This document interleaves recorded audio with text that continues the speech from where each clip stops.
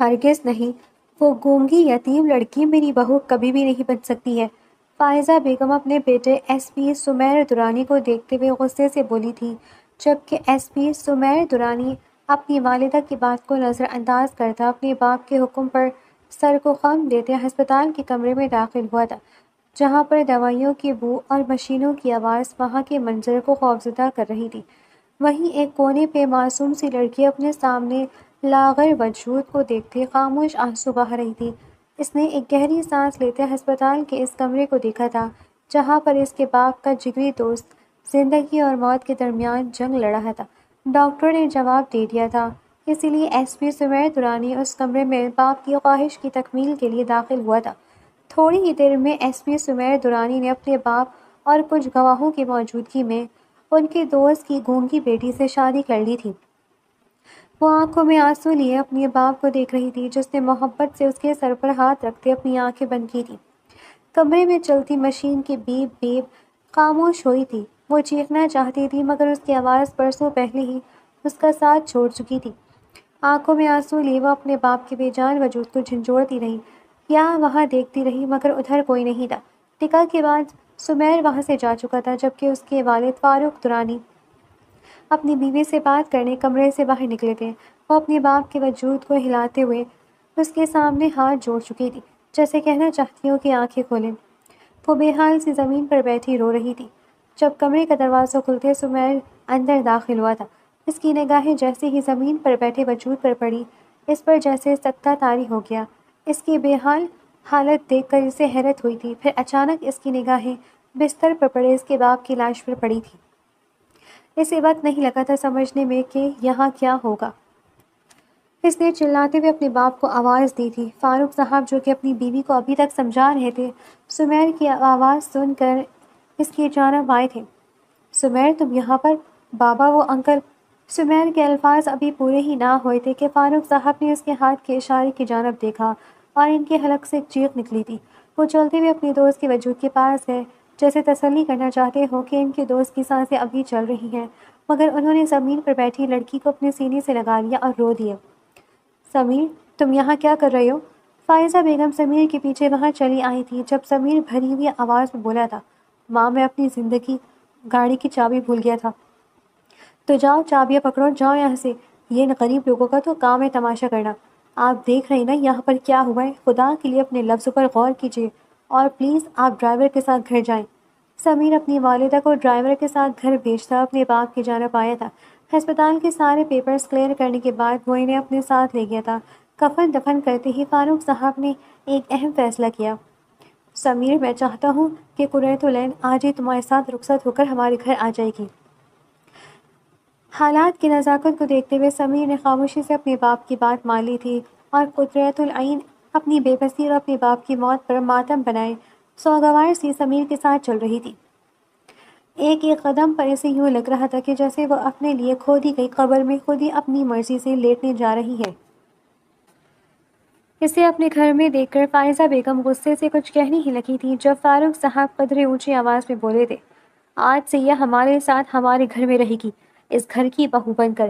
اسی لیے اگر کسی نے کچھ بھی کہا، اعتراض کیا یا اسے کچھ کہا تو مجھ سے برا کوئی نہیں ہوگا۔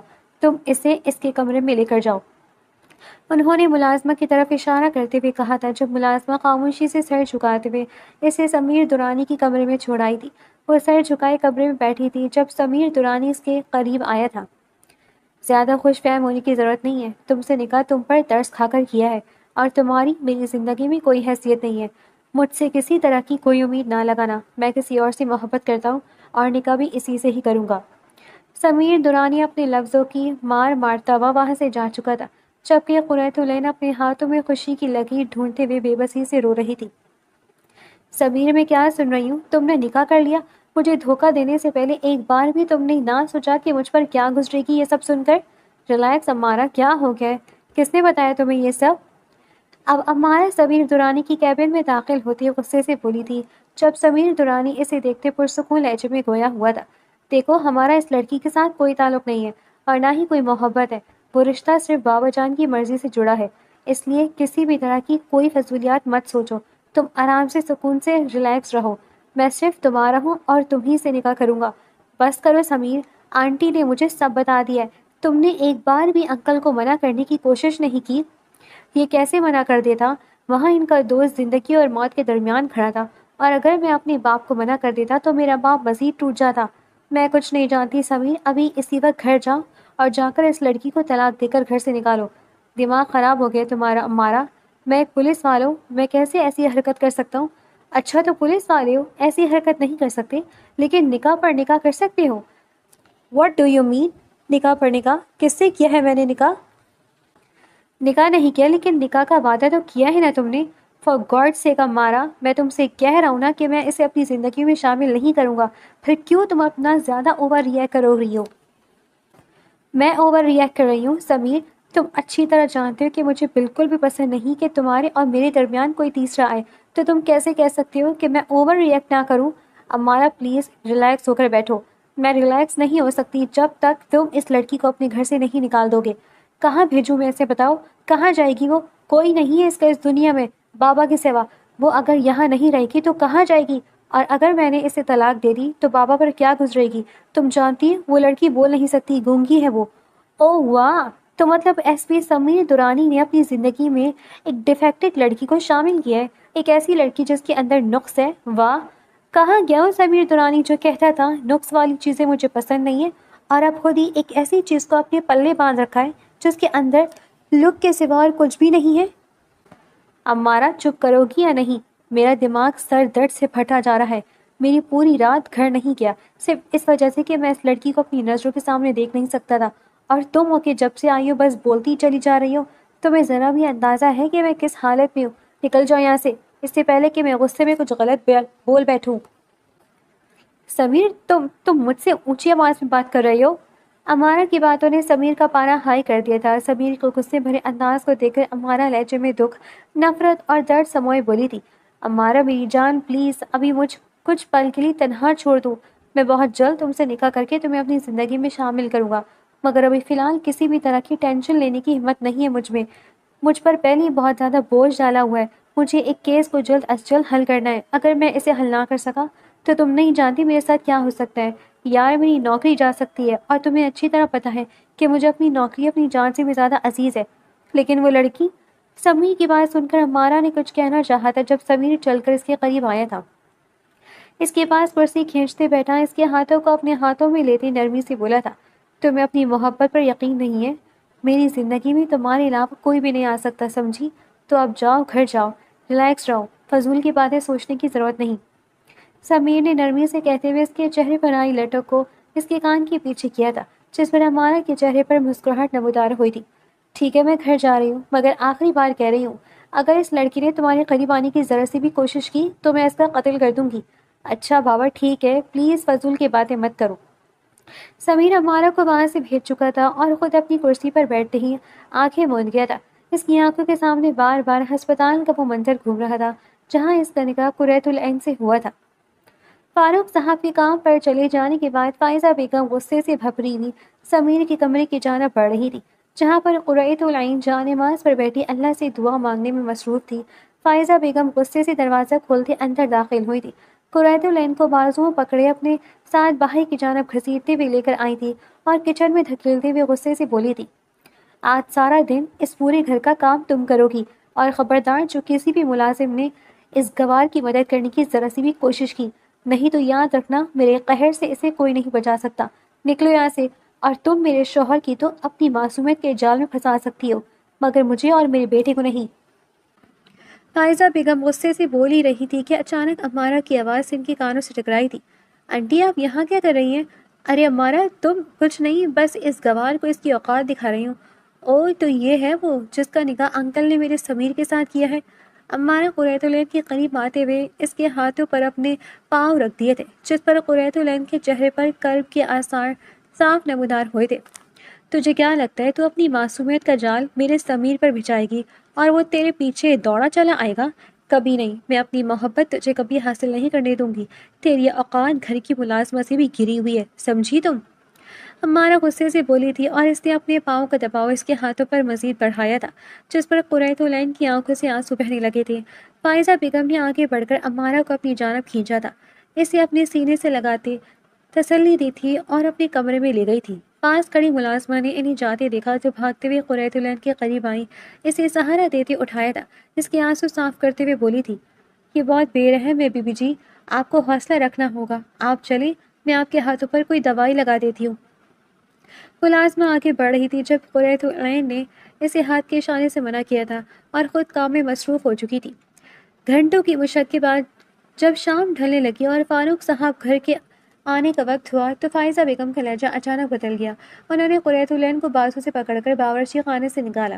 اب جا کر اپنے کمرے میں میٹھی بھر کر بیٹھ جاؤ اور کان کھول کر سن لو، اگر فاروق صاحب یا سمیر کو ذرا بھی شک ہوا کہ تم سے کام کروایا گیا ہے یا تم نے اشاروں میں بھی کچھ بتانے کی کوشش کی تو میں تمہارا وہ حال کروں گی کہ تم اپنے باپ کی قبر پر جانے کے لائق بھی نہیں رہو گی۔ انہوں نے ملازمہ کی طرف دیکھ کر اس سے بھی دھمکایا، تم نے بھی اگر منہ کھلا تو آج ہی فارغ کر دوں گی، سمجھی؟ قریۃ العین کانپتے ہوئے قدموں سے اپنے کمرے کی طرف بھاگی۔ اس کے ہاتھ کام کی وجہ سے سوج چکے تھے اور بازو پر فائزہ بیگم کی انگلیوں کے نیلے نشان صاف دکھائی دے رہے تھے۔ اس نے جلدی سے اپنی آستینیں نیچے کی تاکہ کوئی دیکھ نہ سکے۔ وہ بستر کے ایک کونے میں دبک کر بیٹھ گئی تھی۔ اس کی بے آواز چیخیں اس کے سینے میں حبس پیدا کر رہی تھی۔ اسے لگ رہا تھا کہ اس گھر کی دیواریں اسے نگل جائیں گی۔ کچھ ہی دیر بعد باہر گاڑی کے ہارن کی آواز آئی۔ فاروق صاحب اور سمیر گھر لوٹ آئے تھے۔ قریۃ العین نے جلدی سے اپنے آنسو پوچھے۔ سمیر جب گھر میں داخل ہوا تو اس کے چہرے کی زردی اور بھوجل قدم صاف بتا رہے تھے کہ وہ کتنا تھک چکا ہے۔ وردی کے بٹن کھولتے ہوئے وہ صوفے پر ڈھیر ہو گیا جہاں فائزہ بیگم پہلے سے ہی موجود تھی اور فاروق صاحب اخبار پڑھ رہے تھے۔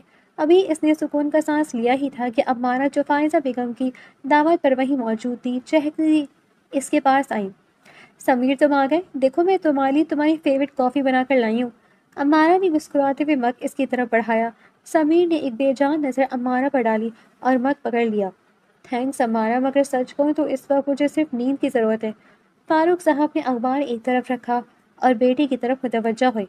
بہت تھکے ہوئے لگ رہے ہو سمیر، کوئی نیا مسئلہ ہے کیا؟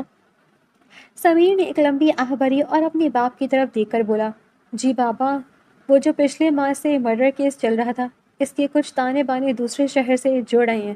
مجھے ابھی ڈی آئی جی صاحب کی کال آئی تھی، مجھے آج رات یا کل صبح سویرے ہی چند دنوں کے لیے شہر سے باہر جانا ہوگا۔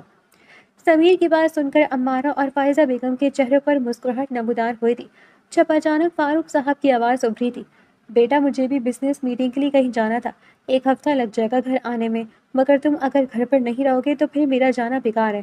میں ایسا کرتا ہوں میٹنگ اگلے ہفتے تک کے لیے پوسٹ کر دیتا ہوں۔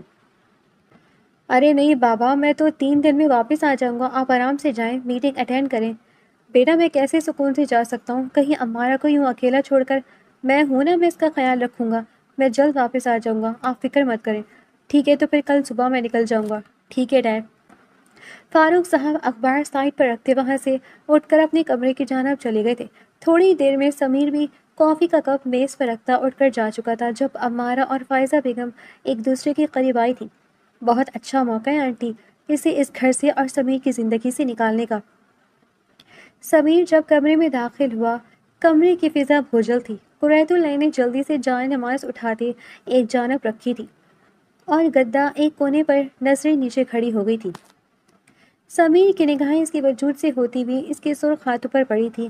ایک پل کے لیے سمیر کو حیرت ہوئی، اس کے ہاتھوں کو زخمی اور سرخ دیکھ کر اس سے پوچھنا چاہتا تھا، مگر اگلے ہی پل امارہ کی نفرت بھری آواز اس کے کانوں میں گونجتی تھی، نقص والی چیز اپنے پاس رکھی ہے۔ سمیر نے نفرت سے اپنا سر جھٹکا اور الماری سے کپڑے نکالتا اپنے بیگ میں رکھنے لگا۔ قریۃ العین اس کی مدد کرنے کے لیے آگے بڑھی تھی جب سمیر نے اسے کچھ دور دھکا دیا۔ دور ہٹو مجھ سے، خبردار دوبارہ میرے قریب آنے کی بھی کوشش کی، تمہارے اس وجود سے گھن آتی ہے مجھے، جانتی بھی ہو تم میری زندگی میں زبردستی مسلط کی گئی ہو، اس لیے بہتر ہوگا کہ مجھ سے فاصلہ بنائے رکھو۔ قریۃ العین نے تڑپ کر اسے دیکھا، اس کی آنکھوں میں ہزاروں شکوے تھے مگر لبوں پر وہی آبدی خاموش۔ وہ آہستہ سے صوفے کی طرف بڑھنے لگی کہ سمیر کا ہاتھ اس کے بازو پر پڑا، وہیں جہاں فائزہ بیگم کی انگلیوں کے نیلے نشان بنے تھے۔ وہ تکلیف سے کرہا اٹھی مگر آواز نہ نکلی۔ سمیر نے جھٹکے سے اس کا ہاتھ چھوڑ دیا۔ ڈرامے مت کرو میرے سامنے، میں جانتا ہوں تم جیسی لڑکیاں معصومیت کا لبادہ اڑ کر ہمدردی حاصل کرنا جانتی ہیں۔ سمیر نے اپنا بیگ بند کیا اور اسے دھمکی آمیز لہجے میں کہا، کل میں اور بابا جا رہے ہیں، پیچھے سے کوئی ایسی حرکت مت کرنا کہ مجھے اپنی نوکری چھوڑ کر یہاں آنا پڑے۔ وہ رات قریۃ العین نے آنکھوں میں گزاری جبکہ نیچے لاؤنج میں فائزہ بیگم اور عمارہ اپنی سازش کو حتمی شکل دے رہے تھے۔ صبح سویرے جیسے ہی سمیر اور فاروق صاحب کی گاڑیاں پونڈ سے باہر نکلی، گھر کے در و دیوار قریۃ العین کے لیے قید خانہ بن گئے تھے۔ فائزہ بیگم نے ملازمہ کو حکم دیا کہ وہ تمام کمروں کی قالین باہر نکالیں اور قریۃ العین کو کہے کہ انہیں ہاتھ سے دھوئے۔ بی بی جی، وہ اتنے بھاری قالین کیسے دھوئیں گی؟ ملازمہ نے ہمدردی سے کہنا چاہا، مگر فائزہ بیگم نے اسے ایک زوردار تھپڑ جڑ دیا۔ زبان چلاتی ہے، جا کر اس سے کام پر لگا، ورنہ آج ہی تیرا بستر گول کر دوں گی۔ تپتی ہوئی دھوپ میں قریۃ العین صحن میں بیٹھی بھاری قالینوں پر پانی ڈال رہی تھی۔ اس کے نازک ہاتھ صابن کے تیزاب اور رگڑ سے پھٹنے لگے تھے۔ عمارہ بالکنی میں کھڑی جوس کا گلاس پکڑے یہ منظر دیکھ رہی تھی اور ہنس رہی تھی۔ بیچاری کتنی مظلوم لگ رہی نا آنٹی، عمارہ نے تنزن کہا۔ ابھی تو شروعات ہے عمارہ، دیکھتی جاؤ اس گونگی کا حشر کیا کرتی ہوں میں۔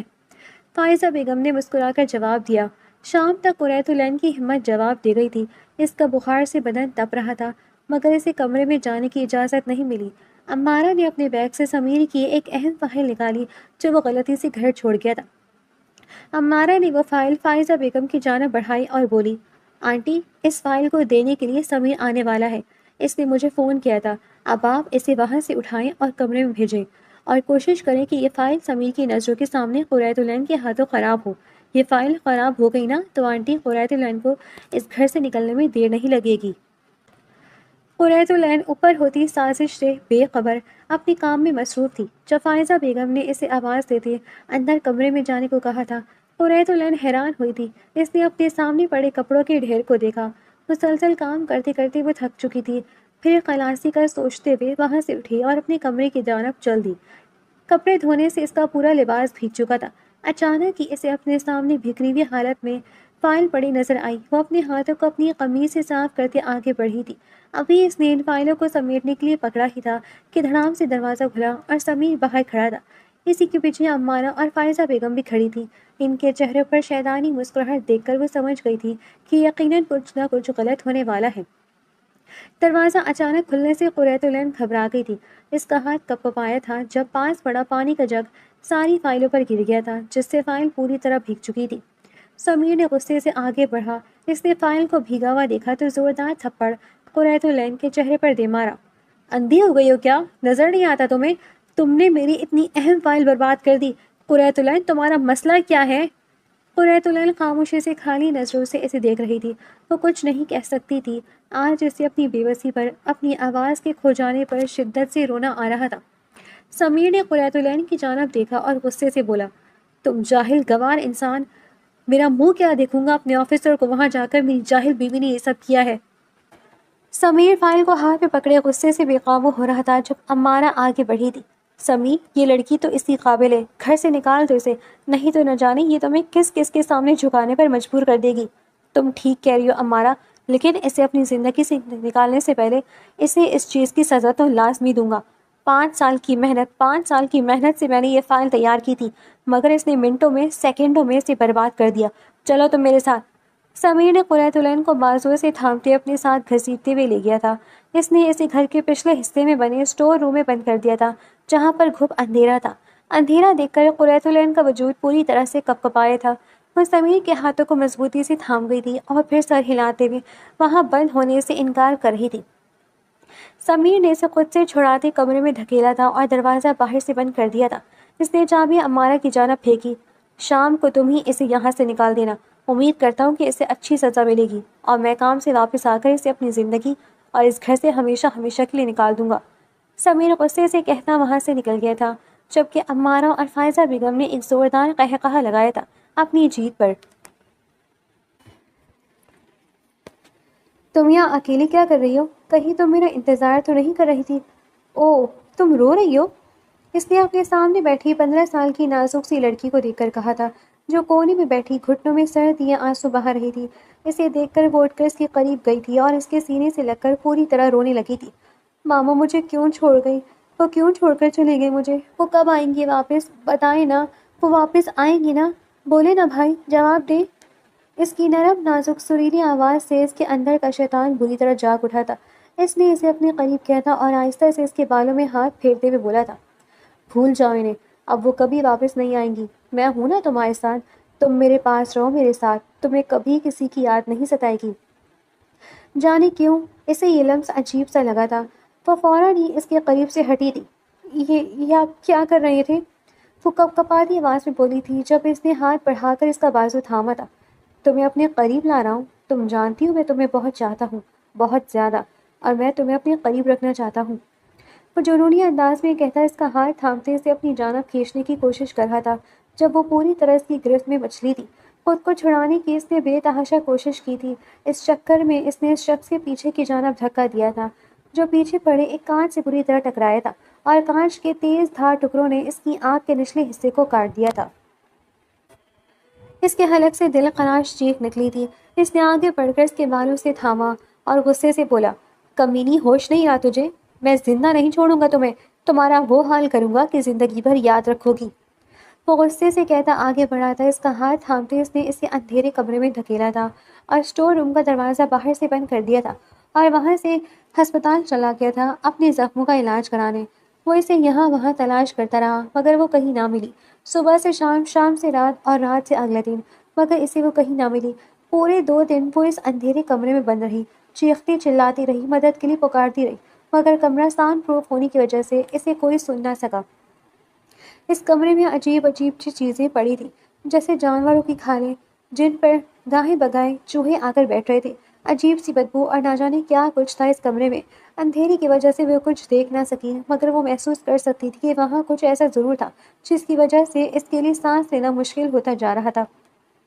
وہ نہیں جانتی تھی کہ اس کمرے میں بند ہوئے اسے کتنا وقت گزر چکا ہے۔ اچانک 2 دن بعد اس شخص نے کمرے کا دروازہ کھولا۔ اس لڑکی کا بے ہوش وجود دیکھ کر کچھ پل کے لیے اس کی آنکھوں میں ڈر آیا، مگر اگلے ہی لمحے اس کے دماغ پر شیطان نے قبضہ جما لیا۔ وہ اس کے بے ہوش وجود پر اپنے نام کی مہر لگانے کے لیے آگے بڑھا تھا جب اچانک پیچھے سے کچھ لوگ آ گئے تھے۔ اس لڑکی کے باپ نے آگے آ کر اس کے زخمی چہرے کو دیکھا اور ایک زوردار تھپڑ اس لڑکی کے منہ پر دے مارا تھا۔ بے حیا انسان، تجھے اپنا بیٹا مانا، میری بیٹی کے ساتھ گھٹیا حرکت کرنے کا سوچا، تجھے تو میں زندہ نہیں چھوڑوں گا۔ غصے سے کہتے اس کے باپ نے اس شخص کو پکڑا تھا، مگر ساتھ کھڑے لوگوں نے اس سے دور کیا تھا اور پولیس کو بلا کر اسے حوالے کر دیا تھا۔ اپنی بیٹی کو اٹھاتے ہوئے وہ اسے ہسپتال لے گئے تھے، جہاں پر انہیں بتایا گیا کہ 2 دن چیخنے چلانے اور شدید صدمے کی وجہ سے اس کی آواز جا چکی ہے۔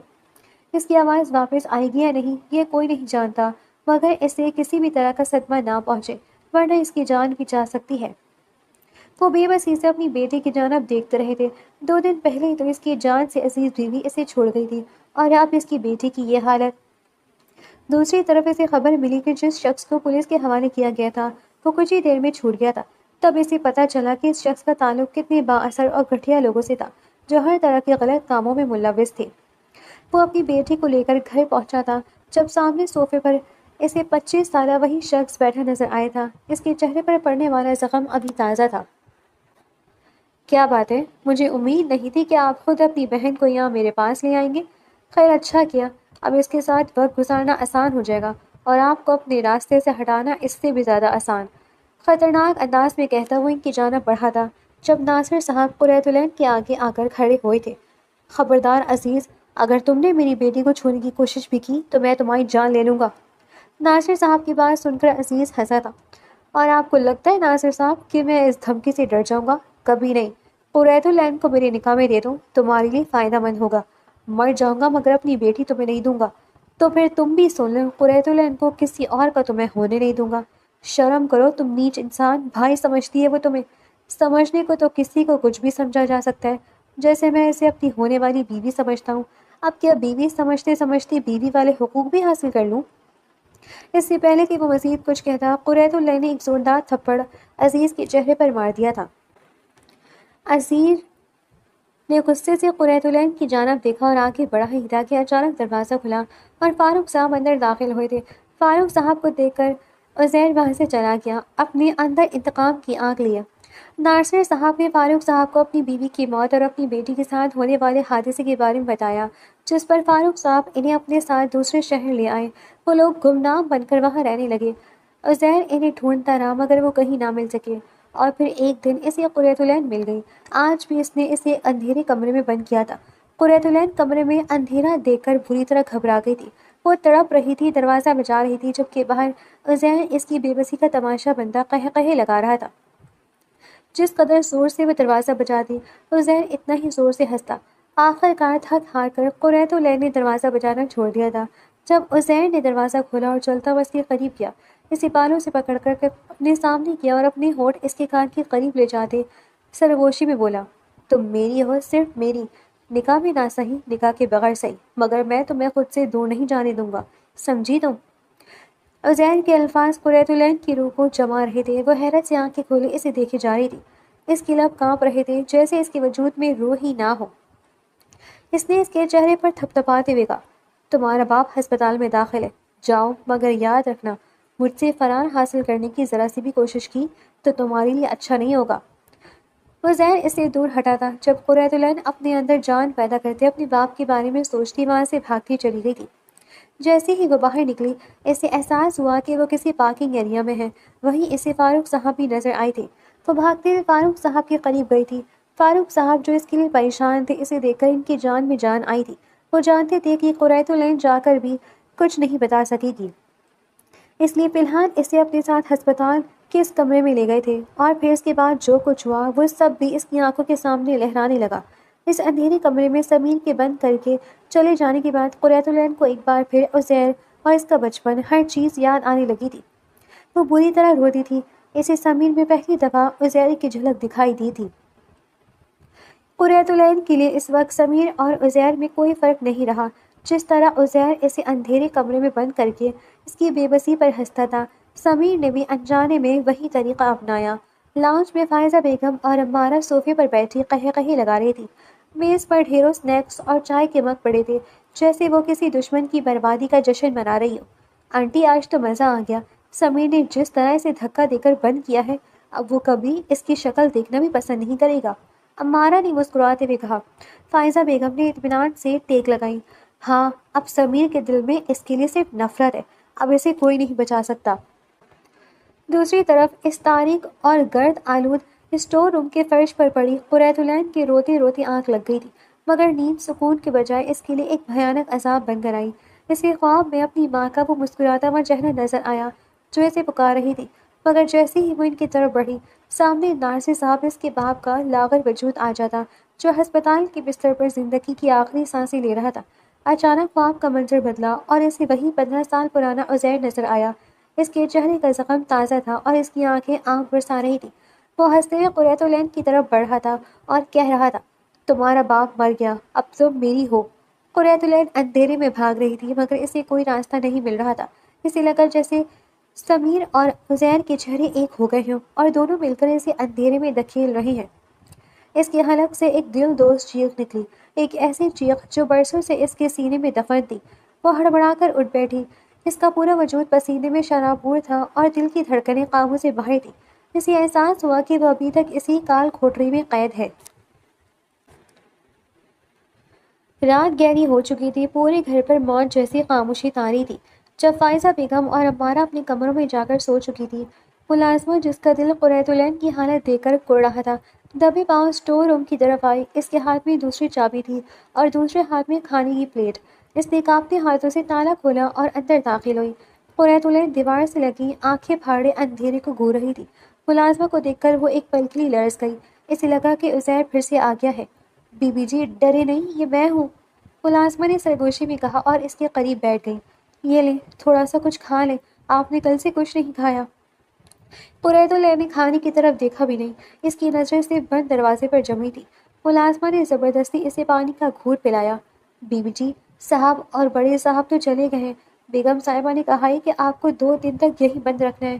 میں چاہ کر بھی آپ کو باہر نہیں نکال سکتی، ورنہ وہ مجھے جان سے مار دیں گی۔ قریۃ العین نے خاموشی سے اپنے سوجے ہوئے ہاتھوں کو دیکھا اور پھر ملازمہ کا ہاتھ تھام لیا۔ اس کی آنکھوں میں التجا تھی کہ اسے یہاں سے نکال دے، مگر ملازمہ نے بے بسی سے سر جھکا لیا۔ اگلے 2 دن قریۃ العین کے لیے کسی قیامت سے کم نہ تھے۔ فائزہ بیگم اور عمارہ نے ایک بار بھی اس کی خیریت پوچھنا گوارا نہ کیا۔ وہ اسے اسی گندگی اور اندھیرے میں پڑا دیکھ کر خوش ہوتی تھی۔ ملازمہ چوری چھپے اسے تھوڑا بہت کھانا دے جاتی، مگر قریۃ العین کی حالت پل پل بگڑ رہی تھی۔ اسے بخار نے اپنی لپیٹ میں لے لیا تھا اور اس کے ذہن پر ماضی کے وہ خوفناک سائے منڈلا رہے تھے۔ اسے لگ رہا تھا کہ وہ ایک بار پھر اسی 5 سال پرانی قید میں ہے جہاں کوئی اسے سننے والا نہیں تھا۔ اسے سمیر کی بے حسی پر رونا آ رہا تھا جس نے سچ جانے بغیر اسے اس جہنم میں جھونک دیا تھا۔ قریۃ العین کا وجود بالکل نڈھال ہو چکا تھا، جیسے وہ اب زندگی سے ہار مان چکی ہو۔ اسلام آباد کے ہیڈ کوارٹر میں ایس پی سمیر درانی اپنی سینئرز کے سامنے ایک فائل رکھ رہا تھا۔ اس کے چہرے پر اطمینان کی ایک لہر آئی۔ شکر ہے سر، میں نے اس فائل کی ایک کاپی پہلے ہی تھانے لا کر محفوظ کر لی تھی۔ جو فائل گھر میں ضائع ہوئی وہ صرف ایک رف ڈرافٹ تھا۔ اسی دوران اسے اطلاع ملی کہ جس موسٹ وانٹڈ کرمنل عزیر کا وہ پیچھا کر رہے تھے اسے ایک قریبی ٹھکانے سے گھیر لیا گیا ہے۔ سمیر پولیس نفری کے ساتھ وہاں پہنچا۔ جب عزیر ہتھکڑی میں جکڑا سمیر کے سامنے آیا تو اس کے چہرے پر خوف کے بجائے ایک شیطانی مسکراہٹ تھی۔ عزیر زور سے ہنسا۔ سمیر نے کڑکدار آواز میں پوچھا، عزیر تم اس حال میں بھی ہنس رہے ہو؟ تم جانتے ہو تمہارا انجام کیا ہونے والا ہے؟ عزیر نے اپنی زخمی آنکھ کے نیچے والے نشان پر انگلی پھیری اور زہریلے لہجے میں بولا، میں تمہاری قسمت پر ہنس رہا ہوں ایس پی سمیر۔ میری سب سے قیمتی چیز تم نے حاصل کر لی اور اب تم مجھ سے پوچھ رہے ہو کہ میں کیوں ہنس رہا ہوں؟ واہ کیا قسمت پائی ہے تم نے۔ سمیر کا مادہ ٹھٹکا، کیا مطلب ہے تمہارا؟ عزیر اس کے قریب ہوا اور سرگوشی کی، قریۃ العین وہ میری تھی، میری ہے۔ تم نے نکاح تو کر لیا مگر وہ روح میری قید میں ہے۔ میں نے اسے وہ زخم دیے جو تم کبھی نہیں بھر پاؤ گے۔ اسے مارنے کے بعد میں اسے دوبارہ حاصل کر لوں گا۔ سمیر کے صبر کا پیمانہ لبریز ہو گیا۔ تمہاری ہمت کیسے ہوئی اس کا نام لینے کی؟ اسی دوران عزیر نے موقع پا کر ایک سپاہی کی گن چھین کر فائر کرنا چاہا مگر سمیر کی گولیوں نے پہلے ہی اس کے سینے کو چھلنی کر دیا۔ 2-4 گولیاں عزیر کے جسم میں پیوست ہو گئیں اور وہ خون میں لت پت گر گیا۔ اسے فوری طور پر ہسپتال منتقل کیا گیا جبکہ سمیر کو اس خطرناک مجرم کو پکڑنے پر شاندار شاباشی ملی مگر سمیر کا ذہن الجھ چکا تھا۔ قریۃ العین کا اس درندے سے کیا تعلق ہے؟ سمیر اور فاروق صاحب ایک ہی وقت میں گھر پہنچے۔ پورچ میں دونوں کی گاڑیاں ساتھ رکیں۔ ادھر لاؤنج میں فائزہ بیگم اور عمارہ کھانے کی میز پر بیٹھی اپنی شادی کے رنگین منصوبے بنا رہی تھی۔ آنٹی سمیر کے آتے ہی ہم تاریخ پکی کر لیں گے، بس وہ منحوس گونگی ایک بار دفع ہو جائے، عمارہ نے خوشی سے کہا۔ اسی وقت سمیر اور فاروق صاحب اندر داخل ہوئے۔ فائزہ بیگم اور عمارہ نے مسکرا کر ان کا استقبال کیا جیسے کچھ ہوا ہی نہ ہو۔ وہ تو قریۃ العین کے وجود کو یکسر بھلا چکی تھی۔ سمیر بیٹا تم آ گئے۔ فاروق صاحب آپ کی میٹنگ کیسی رہی؟ فائزہ بیگم نے چہک کر پوچھا۔ فاروق صاحب نے ادھر ادھر دیکھا اور بے چینی سے پوچھا، قریۃ العین کہاں ہے؟ نظر نہیں آ رہی۔ فائزہ بیگم اور عمارہ کے چہرے کا رنگ ایک دم اڑ گیا۔ وہ دونوں ہکا بھکا رہ گئیں۔ عمارہ نے ہکلاتے ہوئے کہا، وہ انکل ہمیں کیا پتا، شاید کہیں بھاگ گئی ہوگی۔ سمیر جسے اچانک یاد آیا کہ وہ اسے 2 دن پہلے اسٹور روم میں بند کر کے گیا تھا، تڑپ کر بولا، مطلب کیا وہ ابھی تک وہیں ہے؟ اس نے فائزہ بیگم کی طرف دیکھا۔ ماں میں نے آپ سے کہا تھا اسے شام کو نکال دینا، کیا آپ نے اسے 2 دن سے بند رکھا ہے؟ فاروق صاحب کے پیروں تلے سے زمین نکل گئی۔ کیا مطلب ہے بند رکھا ہے؟ سمیر تم نے اسے کہاں بند کیا ہے؟ سمیر بغیر جواب دیے اسٹور روم کی طرف بھاگا۔ فاروق صاحب بھی اس کے پیچھے تھے۔ جیسے ہی تالا کھولا گیا اندر کی بدبو اور اندھیرے نے ان کا استقبال کیا۔ فرش پر قریۃ العین ایک ڈھیر کی طرح پڑی تھی۔ اس کا لباس میلا اور چہرہ زرد پڑ چکا تھا۔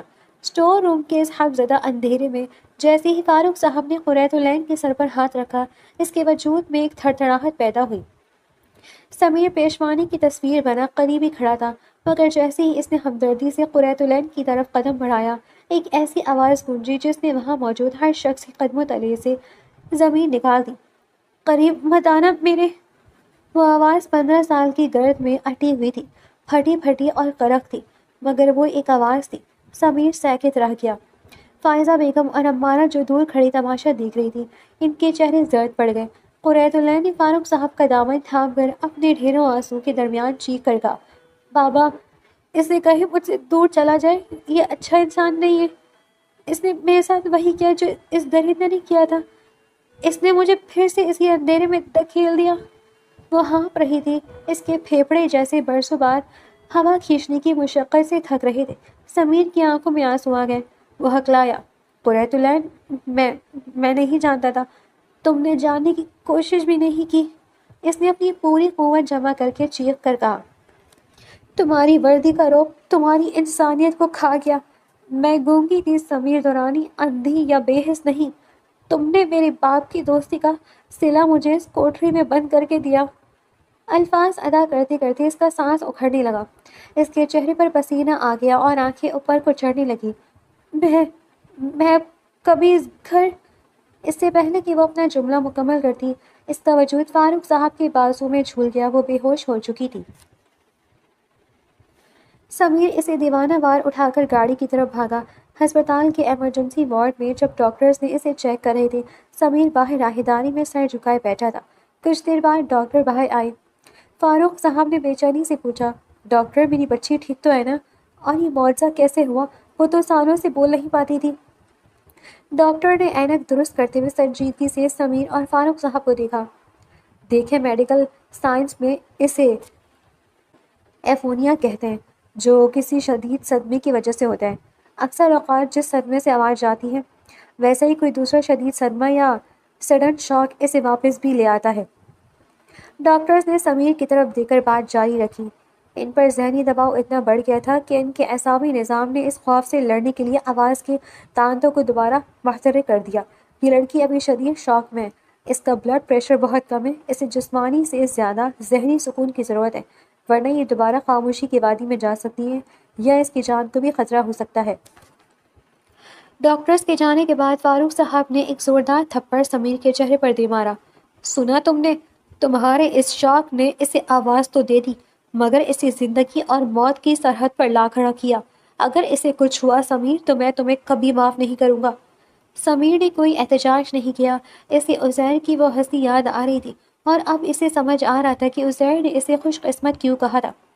اس نے اپنی انا کی خاطر اس لڑکی کو وہاں بند کیا تھا جہاں اس کی روح پہلے ہی زخمی تھی۔ کمرے کے شیشے سے اس نے اندر دیکھا جہاں قریۃ العین آکسیجن ماسک لگائے بے سود پڑی تھی۔ وہ اب بول سکتی تھی، مگر سمیر جانتا تھا کہ اب وہ جب بھی بولے گی اس کے الفاظ سمیر کے لیے زہر کے گھونٹ ہوں گے۔ اب ان کے درمیان خاموشی کی دیوار نہیں بلکہ نفرت کی ایک بلند و بالا دیوار کھڑی ہو چکی تھی۔ ہسپتال کی سنسان راہداری میں فاروق صاحب نے بھوجل آواز میں سمیر کو وہ سب سچ بتا دیا جو اب تک وہ چھپائے ہوئے تھے۔ انہوں نے بتایا کہ کس طرح برسوں پہلے عزیر نے قریۃ العین کو اسی طرح ایک اندھیرے کمرے میں بند کیا تھا، جس کی وجہ سے اس کی آواز چھن گئی تھی۔ سمیر کے پیروں تلے سے زمین نکل گئی۔ بابا، میں نے نادانی میں اس کے ساتھ وہی کچھ کیا جس نے اسے جیتی جاگتی لاش بنا دیا تھا۔ میں کیسا محافظ ہوں جس نے مجرموں والا کام کیا۔ سمیر کے آنسو اس کی وردی پر گر رہے تھے، مگر اب پچھتاوے کے سوا کچھ باقی نہ تھا۔ کچھ گھنٹوں بعد جب قریۃ العین کو ہوش آیا تو سمیر ڈرتے ڈرتے اس کے کمرے میں داخل ہوا۔ اسے دیکھتے ہی قریۃ العین کی آنکھوں میں وہی وحشت اور نفرت ابھری۔ اس نے ایک گہری سانس لی اور کانپتی مگر دو ٹوک آواز میں بولی، سمیر دورانی، مجھے تم سے کوئی شکوہ نہیں، کیونکہ تم نے وہی کیا جو تمہاری تربیت اور تمہاری ماں نے تمہیں سکھایا۔ لیکن اب میں تمہارے نام کا بوجھ مزید نہیں اٹھا سکتی۔ مجھے طلاق چاہیے۔ سمیر کا دل جیسے کسی نے مٹھی میں جکڑ لیا۔ قریۃ العین، مجھے ایک موقع دو، میں سب ٹھیک کر دوں گا۔ کچھ ٹھیک نہیں ہو سکتا، اس نے کانٹدار لہجے میں کہا۔ میری آواز واپس آ گئی ہے تاکہ میں اپنے حق کے لیے بول سکوں۔ مجھے آزاد کر دو۔ سمیر نے جھکے ہوئے سر کے ساتھ قریۃ العین کی آنکھوں میں دیکھا۔ وہاں اب محبت یا لحاظ کی کوئی گنجائش نہ تھی۔ اس نے بھرائی ہوئی آواز میں کہا، ٹھیک ہے، اگر میری دوری ہی تمہیں سکون دے گی تو میں تمہیں آزاد کر دوں گا۔ ایک ہفتے بعد قریۃ العین کے گھر واپس آتے ہی فائزہ بیگم اور عمارہ کے حوصلے بلند ہو گئے۔ وہ دونوں لاؤنج میں بیٹھی خوشیاں منا رہی تھیں۔ سمیر سیڑھیوں کے قریب رک گیا جب اسے ان کی زہریلی باتیں سنائی دی۔ شکر ہے وہ منحوس اس گھر سے جا رہی ہے، فائزہ بیگم نے سکون کا سانس لیتے ہوئے کہا۔ عمارہ، اب تم سمیر کی دلہن بننے کی تیاری کرو۔ عمارہ نے حقارت سے ہنس کر کہا، بالکل آنٹی، ویسے اچھا ہوتا اگر وہ اس اسٹور روم میں ہی مر جاتی، نہ آواز واپس آتی اور نہ یہ طلاق کا ہنگامہ ہوتا، قصہ ہی ختم ہو جاتا۔ سمیر کا خون کھول اٹھا۔ وہ ایک دم سامنے آیا، اس کا چہرہ غصے سے سرخ تھا۔ بس کر دو عمارہ، اور ماں آپ بھی، اس نے گرج کر کہا۔ فائزہ بیگم ہکا بکا رہ گئی۔ سمیر نے عمارہ کی طرف اشارہ کرتے ہوئے کہا، تم ایک ایسی لڑکی کے مرنے کی دعا کر رہی ہو جس پر تم لوگوں نے ظلم کے پہاڑ توڑ دیے، اور ماں، آپ نے ایک یتیم بچی کے ساتھ جو کیا، اس کے بعد میں آپ کو ماں کہتے ہوئے بھی شرمندہ ہوں۔ سمیر ابھی ان پر برس ہی رہا تھا کہ اچانک سب کی نظریں سیڑھیوں پر پڑی جہاں قریۃ العین کھڑی تھی۔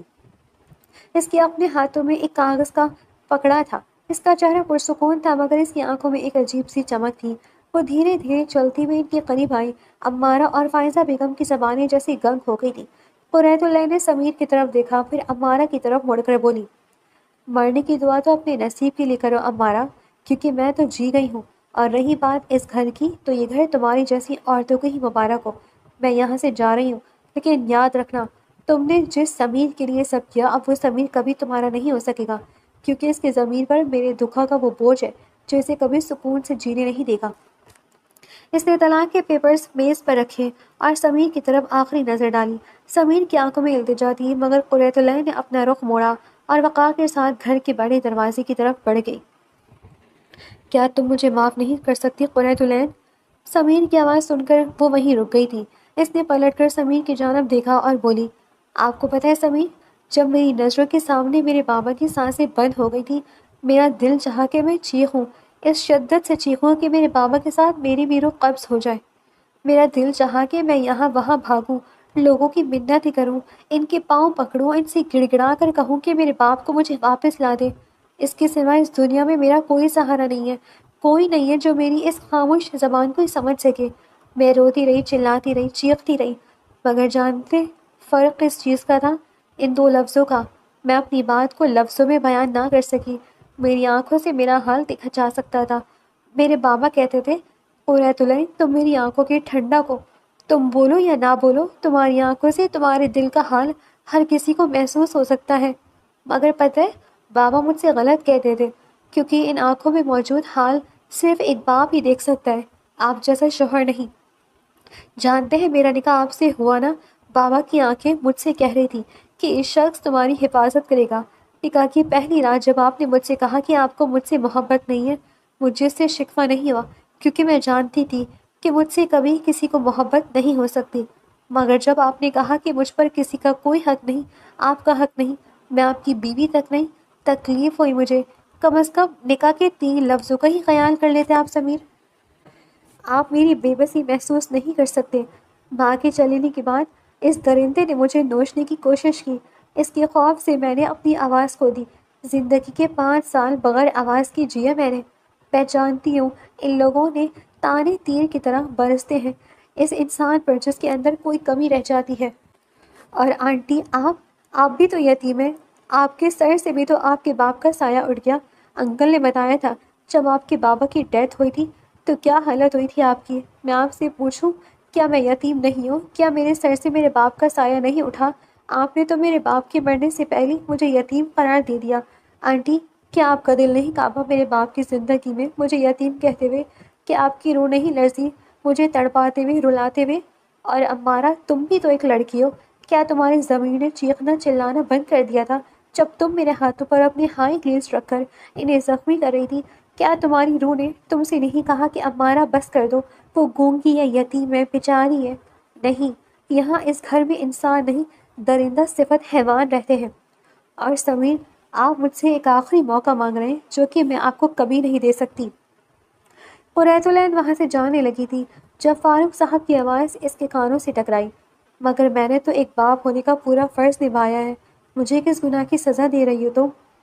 نہیں بابا، میں آپ کو کسی چیز کی سزا نہیں دے رہی۔ آپ نے مجھے تب سنبھالا جب میرا اس دنیا میں کوئی نہیں تھا، آپ کے سوا کوئی مجھے سمجھ نہ سکا، آپ تو میرا واحد سہارا ہے۔ مگر بابا، میں یہاں نہیں رہ سکتی، یہاں ایسے انسان موجود ہیں جن کے دل میں ذرا برابر بھی ترس نہیں، خوف نہیں، محبت نہیں۔ بابا، آپ اپنی قریت العین کو ایک ایسی قبر میں کیسے جھونک سکتے ہیں؟ کیا آپ چاہیں گے کہ آپ کی قریت العین بے حس لوگوں میں رہ کر اپنے وجود کو خود پر بوجھ محسوس کرنے لگے؟ قریت العین، تم صرف ناصر کی آنکھوں کا تارا نہیں تھی، تم اپنے فاروق بابا کی آنکھوں کا بھی سکون ہو۔ میرے بچے، خدا نے سمیر کے بعد مجھے کوئی اولاد نہیں دی، اگر دیتا تو تمہاری جیسی خوبصورت بیٹی دیتا، مگر مجھے اس خدا سے کوئی گلہ نہیں، کیونکہ اس نے مجھے ایک ایسی بیٹی دی ہے جس سے میں بے تحاشا محبت کرتا ہوں۔ سمیر نے تم سے میرے نکاح کہنے پر کیا تھا، تمہارے ساتھ جو کچھ بھی ہو ان چند دنوں میں وہ سب سمیر نے اپنی آنکھوں سے دیکھا ہے۔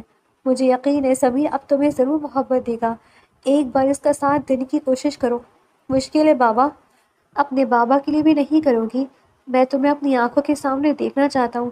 یہ زمانہ بہت خطرناک ہے، تم سے تمہاری معصومیت تو پہلے ہی چھین چکا ہے، تمہارا وقار تمہاری عزت بھی چھیننے کی کوشش کرے گا۔ ایک موقع دے کر دیکھو سمیر کو، اگر اس بار بھی رشتہ نبھا نہ سکا تو تب میں خود سمیر سے تمہیں آزاد کروا دوں گا، اور میں وعدہ کرتا ہوں کہ تمہارا ساتھ کبھی نہیں چھوڑوں گا۔ بابا دیکھ لیں، آپ اپنے فیصلے سے مکر نہ جائیں۔ کبھی نہیں مکروں گا، پرومس۔ فاروق صاحب کی باتوں سے قریت العین کو کچھ تسلی ہوئی تھی۔ اس نے سمیر کی جانب نظر اٹھا کر دیکھا، جس کی آنکھوں میں التجا صاف دکھائی دے رہی تھی۔ وہ چلتے ہوئے سمیر کی جانب آئی اور بولی، اس رشتے کو نبھانا چاہتے یا امارہ سے نکاح کرنا چاہتے؟ اگر تم موقع دو تو تمہارے لیے میں دنیا سے لڑ بھی سکتا ہوں اور مر بھی سکتا ہوں۔ اور رہی بات امارہ کی، میں ایک ایسے انسان سے کبھی نکاح نہیں کروں گا جس کے دل میں خوف خدا نہ ہو۔ میری زندگی میں امارہ نام کا کوئی وجود نہیں۔ باقی بچا میں صرف تمہارے ساتھ رہنا چاہتا ہوں، صرف تمہارے ساتھ۔ سمیر نے اس کے ہاتھوں کو تھامتی محبت سے کہا تھا۔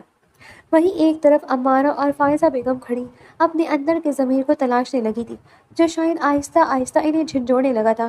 سمیر کی باتیں سن کر قریت العین کے چہرے پر پہلی بار ایک گہری مسکراہٹ آئی تھی، اور آنکھوں میں ایک چمک، جسے دیکھ کر سمیر بھی دل سے مسکرا دیا تھا۔ اور فاروق صاحب نے دل سے دعا کی تھی کہ ان کا یہ رشتہ ہر طرح کی بری بلاؤں سے محفوظ رہے، نظر حسد اور برے لوگوں سے دور رہے، اور ان کی زندگی ہمیشہ خوش اور آباد رہے۔